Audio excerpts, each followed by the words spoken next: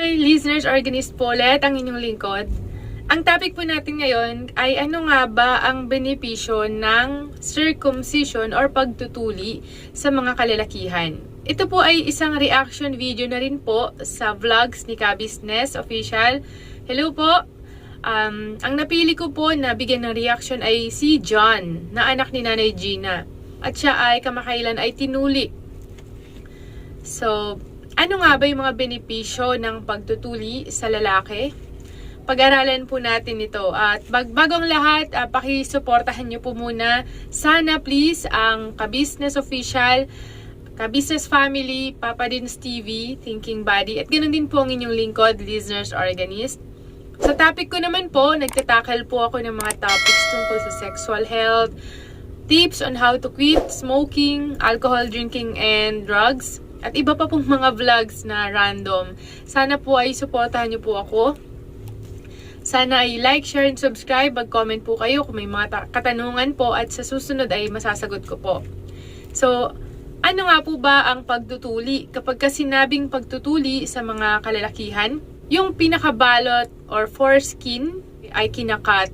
And may mga iba't ibang kultura na hindi po ginagawa ang circumcision at meron naman pong ginagawa. So, marami pong benepisyo ang pagtutuli ayon sa mga survey studies na atin pong mababasa sa mga articles. Ang unang benepisyo is hygiene. Siyempre, kung tuli, mas malinis, mas madaling linisin kaysa dun sa hindi pa tuli. Kasi kapag hindi pa po siya natutuli, so nakabalot pa po siya. Ang tendency po, magkakaroon po ng collection of smegma, yung parang puti po dun sa, kunwari ito po yung pinaka-head, dito magko-collect yung white discharge na tinatawag po na smegma. At kapag hindi maganda or hindi maayos yung paglilinis po during paliligo, hindi masyadong nalinis yung part na yun, pwedeng mag-cause kasi ng infection. Kaya, ayan, mas maganda talaga kung tuli para malinis pong mabuti yung ari po ng mga kalalakihan.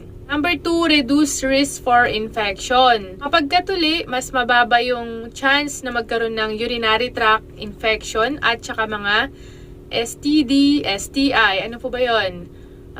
Sexually transmitted infection, katulad po ng HIV, ayan po. Number 3, prevention of penile problems. May mga certain problema po kasi sa ari ng lalaki na nag-a-arise. So kapag natuli, ito po yung maiiwasan. Katulad ng phimosis. Kapag nagkakaroon po kasi ng phimosis, yung pinakabalot ng ulo ng ari ng lalaki ay sumobrang sikip na kung saan ay hindi mo na siya ma-retract, hindi mo na mahila, sumikip na talaga, hindi mo siya mahila pabalik. Okay?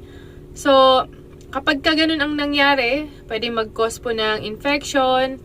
Kaya much better po talaga kung kinakat po yun or tinutuli po talaga para maiwasan yung mga ganong problema. Number 4, mas mababa ang chance na magkaroon ng penile cancer. Kaya may mga pag-aaral na isinagawa na ang pagtutuli daw po ay nakakababa ng chance of penile cancer. Pero hindi po ibig sabihin na ang mga nakakaranas ng cancer sa ari ng lalaki ay sa mga hindi lang natuli. Depende pa rin po yan sa kalagayan ng lalaki kung ito po ay namana niya sa kanyang magulang. Pero mas mababa yung chance ng cancer kapag natuli. Kasi syempre, iwas sa mga problema sa ari. Number 5, prevention of certain female health issues. So hindi lang po pala sa lalaki nagkakaroon ng benepisyo ang pagtutuli, kundi pati na rin sa mga partner po nila, sa mga kababaihan, na kung saan ay, halimbawa, nagkakaroon na po ng sexual contact.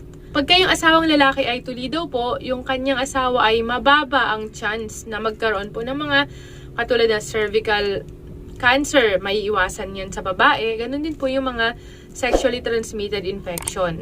Yan, tandaan po natin na yung mga sinabi ko ay mga suggestion lang po ng mga certain studies or research. Okay po? At hindi po ibig sabihin na ito po ay angkop sa lahat. Kasi may mga katulad niyan, may mga religion or certain culture na ayaw nila nung nagpapatuli. So, ang decision pa rin ay nasa tao or nakadepende sa kanilang paniniwala. Pero itong mga sinabi ko ay mga research-based or evidence-based na benepisyo ng pagtutuli. So kung may concern po kayo tungkol sa ganitong bagay, kung magpapatuli ba kayo or hindi, or kailangan ba, mas maganda na makipag-usap muna po kayo sa mga doktor, sa mga health experts, para mapayuhan po nila kayo ng inyong dapat gawin. So, dito na lang po muna. Tandaan po natin na prevention is better than cure. Mas mainam na mabuhay ng matagal, na walang iniindang anumang uri ng karamdaman, upang magamit po natin ang ating katawang laman sa paglilingkod sa ating kapwa-tao, higit sa lahat sa ating Panginoong Diyos. Ingat po kayong lagi. I love you all. Bye-bye po.